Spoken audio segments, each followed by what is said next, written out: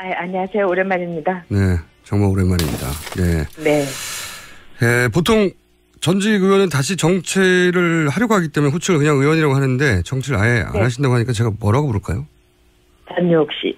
단역 씨요? 네, 알겠습니다. 네.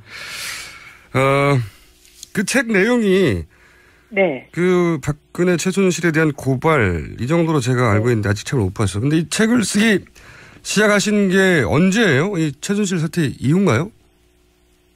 제가 그렇지는 않고요. 한 4년 동안 틈틈이 책을 써놨어요. 왜 그러냐면은 이 박근혜 대통령의 이 시대라는 것은 사실은 우리 사회에서의 그 모든 것의 그 적폐가 그대로 드러날 것이다. 저는 그런 예감이 있었기 때문에 이 책을 쓰자. 그래서 써놓긴 했는데 과연 이 책이 이제 세상의 햇빛을 볼 수 있을까에 대해서는 저는 반신반의했습니다. 또 하나는 그냥 무능한 정권으로 끝나기를 바라기도 했어요. 왜냐하면은 이 최순실과 그 모든 검은 장막 뒤에 그 실체가 드러나는 것은 박근혜 대통령의 수치를 떠나서 우리 국민 모두의 모멸감을 갖게 되는 참담한 상황이기 때문에 그런 마음도 있었기 때문에 굉장히 복잡합니다. 그래서 그간 써놨던 원고에 또 이런 상황에서 제가 거의 절반은 다시 다 손을 봐서 그렇게 내놓은 책입니다. 틈틈이 쓰신 책이군요, 네. 이게. 갑자기 쓰신 책이 아니라. 그건 아니에요. 그렇군요. 박근혜 정부에 대해서 제가 최근 인터뷰를 봤는데 여러 번. 네. 두려웠다는 말을 몇 번 하셨어요. 근데 그런 말을 하신 이유가 박근혜 대통령이 자신에게 반대하는 사람을 제압하기 위해서 동원하는 수단, 혹은 잔혹함, 이런 걸 지켜봐 왔고 잘 알기 때문인가요? 왜 이런 말씀을 하시는 건지. 두 가지가 있는데요. 저는 일단 이제 1970년대 후반과 80년대 초반에 대학을 다녔어요. 네. 그때 이제 유신 독재의 끝을 보았던 거죠. 얼마나 가혹한가를. 그래서 제 상상력이 다른 이 시대를 살던 분보다는 상상력이 아니라 아마 예상에 가까웠을 거고요. 그리고 이제 그 박근혜 대통령을 옆에서 보면서 그 권력에 대한 그 집착이라든가 또 권력에 대한 이해도, 나름의 이해도가 우리가 상상할 수 없다는 거는 저는 느꼈습니다. 그리고 정부가 출범을 할 때 민정수석부터 시작해서 하다못해 그 김용갑 전 의원께서도 민정수석은 절대로 검찰 출신을 쓰지 말아라. 네. 이런 말을 했는데도 불구하고 민정수석부터 총리까지 다 검사 출신이었습니다. 그리고 그 검사 출신들이 하는 언행이라든가 또는 박근혜 대통령이 그동안에 하는 이야기 또는 정권의 그 속성을 볼 때 이거는 완벽한 공안 통치고 1970년대에 타임머신을 타고 돌아갔구나. 그런 점에서 제 공포와 두려움이 체득이 됐고 실제로 제가 그동안에 협박이라든가 여러 가지 그 상황 같은 거는 제가 감수하고 감내해야 된다고 생각을 했습니다. 그래서 그냥 집에서 가만히 있었죠, 뭐. 네. 구체적으로 제가 이제 이런 질문을 드리는 이유 중에 하나가 검찰, 경찰, 사법부 여기까지는 충분히 누구나 할 수 있는 이야기인데 그런 기관들을 동원해서 압박한다. 근데 이제 보이지 않는 어둠의 권력까지 총동원 이런 말씀하셨는데 국정원 혹은 범죄 집단 이런 정도로 상상하면 되는 겁니까? 어둠의 권력? 그렇죠. 네. 그렇습니까? 제가 이 질문을 드린 이유가 있어요. 저도 박근혜 대통령 주변을 오랜 시간 탐사 취재하면서 어떤 사건 실체에 다가가면 다가갈수록 무섭다. 제가 타고난 성격상 정말 겁을 안 먹는 편인데 오싹하다 하는 경험을 몇 번 한 적이 있거든요. 그래서 혹시 그런 걸 보거나 듣거나 아는 사람이 보면 모르는 사람은 안 보이는 것도 보이니까 그런 경험을 직간접하신 게 있으신가 싶어서. 있죠. 그리고 저도 사실은 겉모르고 살았던 사람이에요. 그러나 제가 박근혜 정권을 경험을 하면서 저는 아시다시피 노무현 정권에서도 굉장히 그 조사를 한다든가 이런 거를 제가 느꼈죠. 그런데 그때도 제가 좀 두렵긴 했습니다만은 그 두려움이 박근혜 정권에서 느낀 것보다는 덜했어요. 그래서 그게 제가 한나라당에 들어가서 제 정열과 또 또 뭐 제가 갖고 있던 돈도 많이 쓰고 이러면서 제가 원했던 세상을 만들려고 했던 제가 얼마나 순진했나 그런 게 참 슬펐던 기간이었습니다. 왜냐하면 그런 경험을 직접 해야만 이해할 수 있는 게 있거든요. 이게 굉장히 무섭거든요. 그리고 그런 걸 알면 이제 생활 자체가 달라지게 되는데 정치를 멀리하고 조용히 사신 게 그런 영향이 아니었나 싶어가지고. 아니, 물론 있었습니다. 그리고 제가 정치에 물론 정열도 열정도 식었고 염증도 이만저만 있었던 것도 있었지만은 또 저희 그 아이도 있고 그렇다 보니까 굉장히 저는 어떻게 된다 하더라도 그 아이한테 혹시라도 이런 여러 가지 상상이 됐을 때 되게 두려웠죠. 그래서 아이를 위해서라도 제가 이 세계하고는 제가 얘기도 많이 했어요. 일부러 나 정치 절대 하지 않는다. 일부러 들으라고? 일부러 많이 했습니다. 네. 친박 의원들 중에서 저를 만나자고 한 분도 있어서 제가 절대로 하지 않는다. 이런 얘기를 많이 흘려보냈습니다. 일종의 저로서는 자기 방어적 신호였다고 볼 수 있죠. 어떨 때 가장 무서우셨어요? 뭐 어떤 경험을 하셨길래? 집으로 날아오는 이런 통지 같은 것도 있었고요. 제 계좌 같은 거를 이제 빚어다는 그런 것부터 시작해서 이제 협박 메일도 많이 왔고요. 그다음에 그걸 모르겠어요. 제가 너무 예민해서 그런지 모르겠습니다만 가령 지하철을 갈 때 한산한역 같은 데가 있잖아요. 네. 근데 제가 내리고 타는 건 알잖아요. 네네. 근데 특히 저희 동네 이렇게 왔을 때 누군가가 이렇게 따라오는 듯한 느낌을 제가 몇 번 받았어요. 그래서 제가 일부러 머리도 좀 기르고 그런 생각을 그런 시도를 했죠. 예. 여러 가지 듣고 보고 하다 보니까 이제 그런 생각을 하셨군요. 네. 왜냐하면 이게 남들이 들으면 잘 실감이 안 되었는데 저는 실감을 들을 수 있거든요. 그럴 수 있을 겁니다. 그 다음에 직접 스튜디오에 오셔서 좀 더 구체적으로 얘기를 하기로 하고 최근 있었던 일 중에 아실 법 할 것 같은 이야기 몇 가지 여쭤보면 이틀 전 청문회에서 김기춘 전 비서실장이 최순실에 대해서 그동안 알지도 못한다고 전면 부인하다가 이름은 들었다 정도까지 인정했는데 네. 네. 김기춘 전 비서실장이 최순실을 모른다고 보십니까? 그분은 모른다고 하시기에는 너무나 뛰어난 분입니다. 제가 그래서 봤을 때 네. 그분처럼 머리 회전이 빠르고 그다음에 동서양의 고전에도 조예가 깊고요. 굉장히 뛰어난 분입니다. 그런 분이 또 박근혜 대통령의 멘토 역할을 사실상 오래 하셨어요. 그런 분이 최태민 일가에 대해서 모를 수가 없죠. 다만 너무나 머리 회전이 뛰어난 분이기 때문에 의도적으로 직접 접촉을 하지 않았을 가능성은 있습니다. 수는 있다. 직접 모를 수는 없죠. 모를 수는 없고. 네. 그건 모를 수가 없죠. 여의도에 있었으면은 사실은 매우 머리가 아둔한 사람도 다 알 수가 있는 상황이었으니까요. 아둔한 사람도. 네. 네. 정윤혜 씨도 잘 모른다고. 이건 더 말이 안 되는 것 같은데요. 그때 과거 비서실장까지 했었는데 당시 그렇죠. 제가 알기로는 네.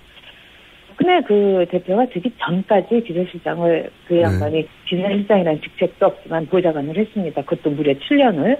그 모를 수가 없죠. 왜냐하면 김유춘 비서실장이 그때는 국회의원이었거든요. 네. 그렇죠. 네. 의회에 있었는데 정윤혜 씨가 당시 국회를 드나든 걸로 아는데 모른다는 게 말이 안 되는데 이건 어떻습니까?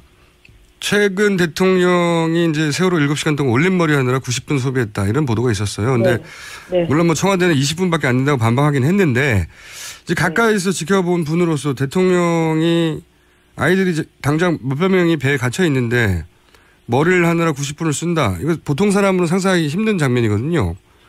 그런데 20분이건 90분이건 마찬가지라고 생각하고요. 그렇죠. 네. 저는 박근혜 그럴 수 있는 분인가요? 90분 머리를 하느라고 이렇게 시간을 지체하고? 그럴 수 있죠. 왜 그러냐면은 용량 자체가 우리가 왜 컴퓨터로 치자면 저장 용량이 이미 꽉 찬 분이에요. 왜 그러냐면 부모의 죽음, 18년 청와대의 생활 그 자체로 용량이 꽉 차 있기 때문에 삶의 삶을 보고 배우고 사랑과 눈물을 경험하고 이럴 수 있는 용량이 없어져 버린 거예요. 그렇기 때문에 세월호의 그 사태를 TV로 지켜보면서 식사도 할 수 있었고 그다음에 20분 동안 올린 머리를, 이거는 자신의 어떤 정치 생활에서 매우 중요한 이미지 정치에 하나니까 그걸 또 뺄 수도 없는 거고, 그렇기 때문에 저는 세월호 사태가 저로서는 제일 가슴이 아팠어요. 엄마였으니까. 근데 아이들의 이름과 이 선생님들의 이름을 하나 부르면서 눈물을 흐르는 장면을 보면서 저것은 연기다. 이 대목에서는 눈물을 흘려야 된다고 생각해서 흘리는 눈물이다. 저는 이런 걸 알 수가 있었죠. 왜냐하면은 타인에 대한 공감 능력이 없는 분입니다. 다양한 일이죠. 그렇군요. 또 한 가지 비슷한 경험을 하셨을 것 같아서 제가 또 질문을 드린 부분이 뭐냐면, 제가 이제 2002년 2004년부터 함께 하셨지만 저는 이제 2002년 박근혜 당시 의원이 이제 한나라당 탈당해서 미래연합 창당했던 시절 있지 않습니까? 그때 제가 인터뷰를 한 적이 있어요. 근데 이제 굉장히 드물게 그때는 둘이서 한 방에서 1시간 넘게 제가 인터뷰를 박근혜 당시 의원과 했었는데, 제가 인터뷰 스타일이 굉장히 집중적으로 인텐시브하게 하기 때문에 아주 정확하게 기억하고 있는데, 당시 박근혜 의원의 말이 뭐 조리 있거나 스마트하진 않았지만 지금처럼 문장 자체가 안 되는 수준은 아니었거든요. 그래서 그 이후로 TV를 보거나 뭐 하면 저 혼자서 저 양반 말이 점점 어눌해지네, 이런 인상을 받았거든요. 혹시 그런 걸 느껴보신 적은 없어요? 점점점 말이 어눌해진다? 가까이 본 사람. 느꼈죠. 왜 그러냐면 예전에 굉장히 성실했고요. 또 저하고 같이 이렇게 일을 했으면 성실했고, 그 다음에 기억력은 상당히 좋았습니다. 그리고 물론 이제 말이 어눌하고 말솜씨가 없긴 했지만은 이 종이에다가 이렇게 성실하게 써서 그걸 열심히 외웠어요. 이렇게 조그만 종이를 4조각으로 접어가지고. 그리고 공식 석상에서는 하여튼 토시 하나도 틀리지 않을 정도로 그거를 그대로 얘기를 했어요. 또박또박, 그렇죠. 또박또박 말씀하신 대로. 근데 이제 대통령이 돼가지고 제가 내용이 없다는 거는 저는 걱정을 매우 했지만은, 저렇게 문장의 어순이 흐트러지는 걸 떠나서 자신이 이야기를 하려고 했던 초점에서 벗어나더라고요.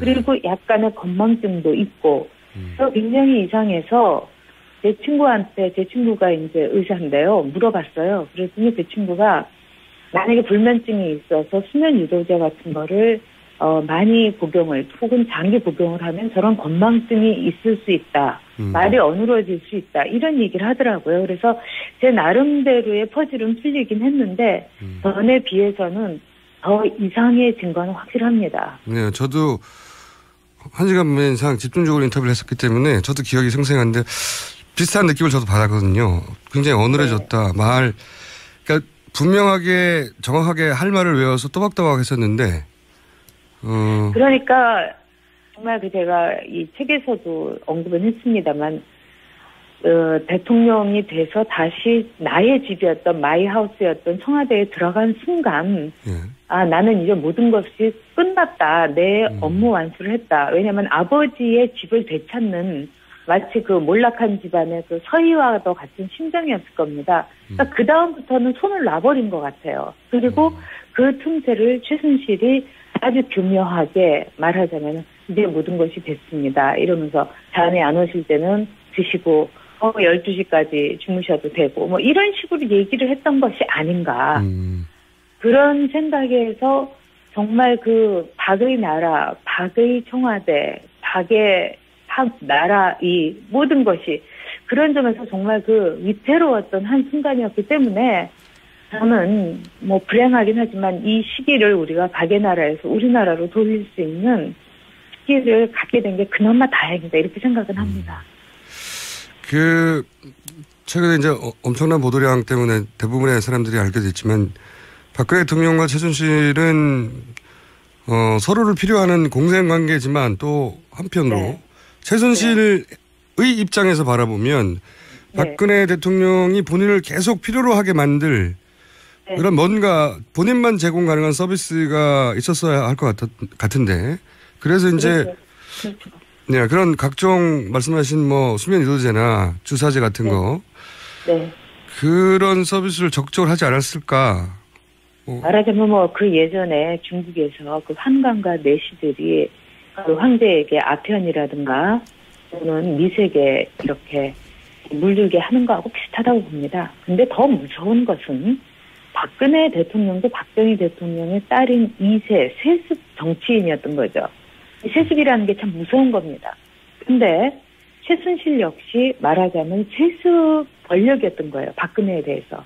박근혜 대통령의 정신을 사로잡고 아시아의 지도자가 된다고 끊임없이 세뇌를 했던 최태민은 최면술도 굉장히 잘 구사를 했다는 여러 증언이 있습니다. 저도 직접 그거를 청와대에 근무했던 사람한테 들은 적도 있고, 아버지가 최면술로 박근혜 대통령을 사로잡았다면은 최순실은 2세로서 박근혜라는 굉장한 자산을 아버지한테 물려받은 겁니다. 네. 그렇기 때문에 이 자산의 유지 관리를 어떻게 더 공고히 할 것인가. 첫째, 여성이라는 성이 같다는 점을 충분히 활용했죠. 모든 장신구부터 모든 생활을 완벽하게 챙겨줌으로써 아홉 씨는 꼼짝도 못하게 만드는 그런 첫 번째 과업. 두 번째는 아마도 미용이라든지 아름다움이라든지 이런 거에 대한 어떤 본능을 이렇게 부추기면서 또 박근혜 대통령이 아무래도 그 퍼스트레이드 일이 대통령직인 줄 알았다가 해보니까 이게 보통 힘든 일이 아니란 말입니다. 그러니까 심각한 불면증에 저는 걸렸을 가능성이 있다고 봅니다. 그 과정에서 이런 수면 유도제 같은 거라든가 이런 거를 통해 가지고 그 박근혜 대통령을 또 약물로서도 또는 여러 가지 미용 주사제라든가 그런 여러 가지 상황을 통해서 권하면서 자신의 권력을 더 공고히 하지 않았을까 이렇게 생각합니다. 가까이서 보신 분으로서 이제 그런 추론을 하시는 거고. 네. 최근에 제가 이제 보도된 인터뷰를 여러 번 봤는데 개인적으로는 가장 인상적이었던 게 이 보수에 대한 평가예요. 이제 본인이 한때 보수 정치인 중에 이제 가장 뭐랄까 화려하고 날카로운 말, 글로 이제 진보 진영을 공격하셨던 분인데 제가 기억하기로 유시민 전역 100분 토론 대단했죠. 예, 기억하는데. 네. 그런데 이제 최근 인터뷰를 보면 우리나라 보수 정치에 대해서 정치적 소견이 바뀌었다 이렇게 표현하기보다는 한 사람이 인간으로 이 세상을 보는 시각이 좀 달라졌다 그런 인상을 받았거든요. 어떻습니까? 저를 잘 모르시니까. 네. 저도 네. 아마도 그 김어준 선생님 내부에 보수도 있을 거고 진보도 그렇죠. 있습니다. 네. 저도 그렇습니다. 여성 문제에 대해서는 매우 진보적인 생각을 갖고 있고요. 네. 근데 저는 그럼에도 불구하고 제가 보수적인 부분이 많은 건 보수는 자유와 선택을 매우 존중을 합니다. 그리고 네. 시장을 존중을 하고요. 네. 그런 점에서 저는 보수의 길을 선택을 했는데 제가 그 보수주의자로서 한나라당에서 또 표현을 하면서 정말 그 보수 진영에 대해서 실망했습니다. 절망했어. 그 사람들은 진짜 보수의 그 본질을 모르고 있더라고요. 공부도 안 했고 그리고 보수의 길을 간다는 게 얼마나 눈물겹고 처절하고 힘든 길인가에 대한 생각도 없고요. 정말 세월호에서 아이들을 구해내지 못한 것은 진보 진영의 문제가 아니라 보수의 치욕입니다. 적어도 보수는 유능하긴 했어야 되죠. 행동하긴 했어야 되죠. 그런 점에서 또 보수들이 굉장히 오염됐다는 점, 그런 점에 대해서 제가 매우 실망을 했다는 거죠. 그리고 박근혜라는 하나의 그 인물에 대해서 충성하는 것이 마치 보수의 본질인 것처럼 절대로 그렇지 않습니다. 보수주의자들은 이념과 가치에 대해서는 자기의 로열티를 가지지만 어떤 인물에 대해서는 절대로 로열티를 갖지 않습니다. 저는 그래서 사람에 대해서 충성한 적이 없습니다. 앞으로도 그럴 일이 없겠고요. 그런 점에서 제가 몹시 절망했다는 그 표현이죠.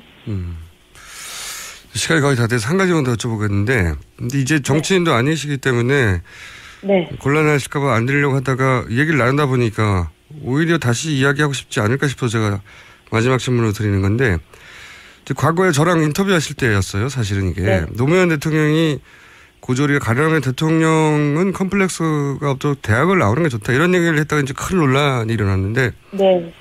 그때 저랑 인터뷰하다가 그렇게 된 거죠. 예. 기억하시죠? 아니에요. 그 인터뷰에서 제가 얘기는 했습니다만 그 이야기는 제가 2년 전인가 노무현 대통령이 이제 대통령 되셨을 때 유인태 수석한테 당신 좋은 대학 나와서 뭐 그런 거지 이렇게 했다는 그 보도를 보고 제가 월간조선인가 신동아에 글을 쓴 거예요. 글을 쓰고 나서 다시 인터뷰를 했구나. 네, 아무 문제가 안 됐어요. 근데 저는 노무현 대통령이 매우 매력적인 인물이라는 걸 인정을 합니다. 그래서 제가 궁금한 건 이겁니다. 네. 최근에 이제 아드님 인터뷰를 보다가 네. 지금은 좀 생각이 달라지셨을 수도 있겠다 싶어서 여쭤보는 것 어떻게 생각하세요? 아니 저는 생각이 달라진 게 아니고요. 네.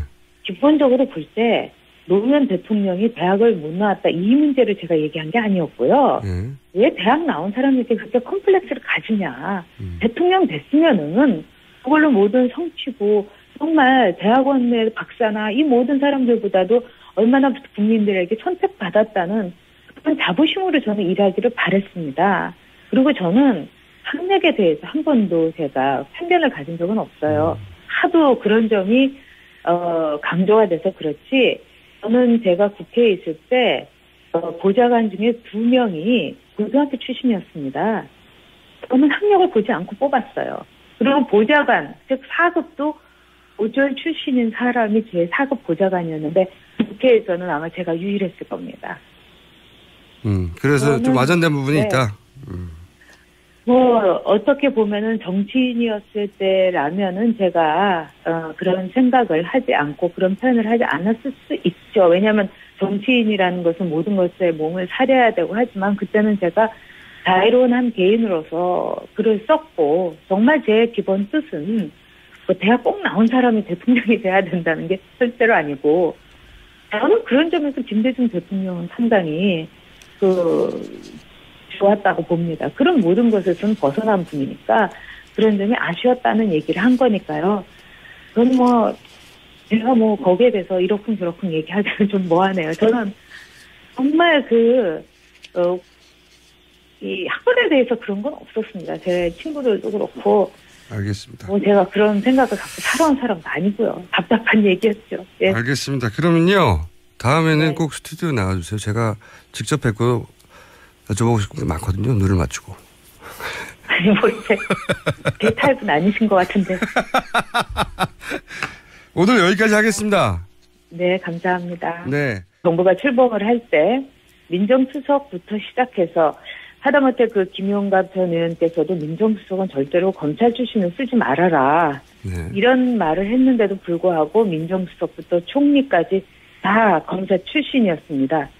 그리고 그 검사 출신들이 하는 언행이라든가 또는 박근혜 대통령이 그동안에 하는 이야기 또는 정권의 그 속성을 볼 때 이거는 완벽한 공안 통치고 1970년대에 타임머신을 타고 돌아갔구나. 그런 점에서 제 공포와 두려움이 체득이 됐고 실제로 제가 그동안에 협박이라든가 여러 가지 그 상황 같은 거는 제가 감수하고 감내해야 된다고 생각을 했습니다. 그래서 그냥 집에서 가만히 있었죠, 뭐. 네. 구체적으로 제가 이제 이런 네. 질문을 드리는 이유 중에 하나가 검찰, 경찰, 사법부 여기까지는 충분히 누구나 할 수 있는 이야기인데 그런 기관들을 동원해서 압박한다. 근데 이제 네. 보이지 않는 어둠의 권력까지 총동원 이런 말씀하셨는데 국정원 혹은 범죄 집단 이런 정도로 상상하면 되는 겁니까? 어둠의 권력? 그렇죠. 네. 그렇습니까? 제가 이 질문을 드린 이유가 있습니다. 마음도 있었기 때문에 굉장히 복잡합니다. 그래서 그간 써놨던 원고에 또 이런 상황에서 제가 거의 절반은 다시 다 손을 봐서 그렇게 내놓은 책이죠. 아, 틈틈이 쓰신 책이군요, 네. 이게. 갑자기 쓰신 네, 책이 네. 아니라. 그건 아니에요. 그렇군요. 박근혜 정부에 대해서 제가 최근 인터뷰를 봤는데 여러 번. 네. 두려웠다는 말을 몇 번 하셨어요. 근데 그런 말을 하신 이유가 박근혜 대통령이 자신에게 반대하는 사람을 제압하기 위해서 동원하는 수단, 혹은 잔혹함, 이런 걸 지켜봐 왔고 잘 알기 때문인가요? 왜 이런 말씀을 하신 건지. 두 가지가 있는데요. 저는 일단 이제 1970년대 후반과 80년대 초반에 대학을 다녔어요. 네. 그때 이제 유신 독재의 끝을 보았던 거죠. 얼마나 가혹한가를. 그래서 제 상상력이 다른 이 시대를 살던 분보다는 상상력이 아니라 아마 예상에 가까웠을 거고요. 그리고 이제 박근혜 대통령을 옆에서 보면서 그 권력에 대한 그 집착이라든가 또 권력에 대한 이해도, 나름의 이해도가 우리가 상상할 수 없다는 거는 저는 느꼈습니다.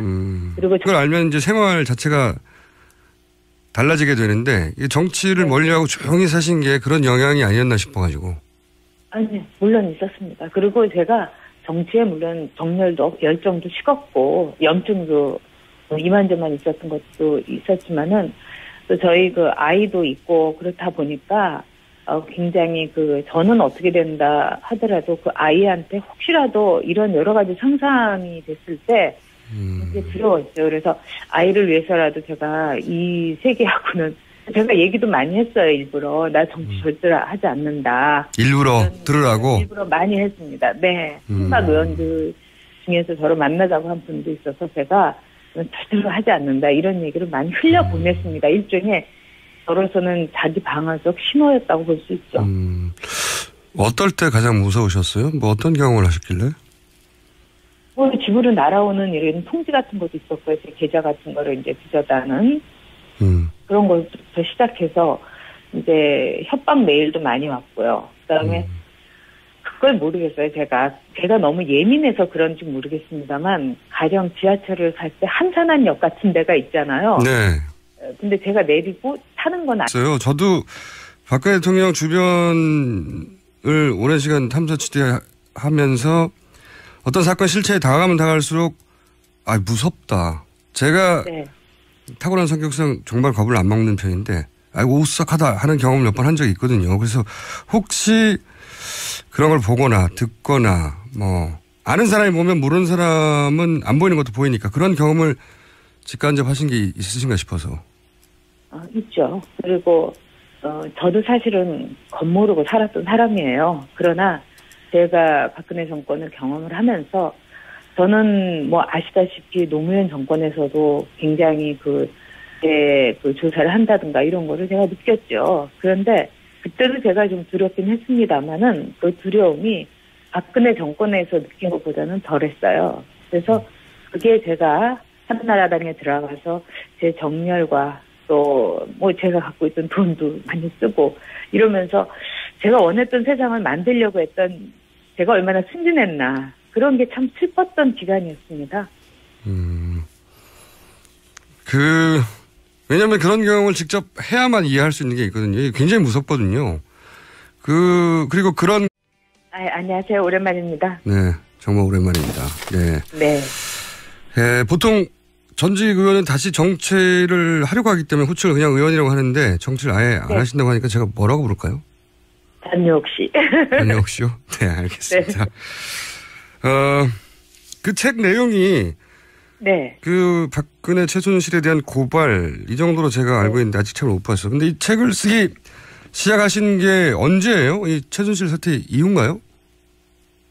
제가 그렇지는 않고요. 한 4년 동안 틈틈이 책을 써놨어요. 왜 그러냐면은 이 박근혜 대통령의 이 시대라는 것은 사실은 우리 사회에서의 그 모든 것의 그 적폐가 그대로 드러날 것이다. 저는 그런 예감이 있었기 때문에 이 책을 쓰자. 그래서 써놓긴 했는데 과연 이 책이 이제 세상의 햇빛을 볼 수 있을까에 대해서는 저는 반신반의했습니다. 또 하나는 그냥 무능한 정권으로 끝나기를 바라기도 했어요. 왜냐하면은 이 최순실과 그 모든 검은 장막 뒤에 그 실체가 드러나는 것은 박근혜 대통령의 수치를 떠나서 우리 국민 모두의 모멸감을 갖게 되는 참담한 상황이기 때문에 그런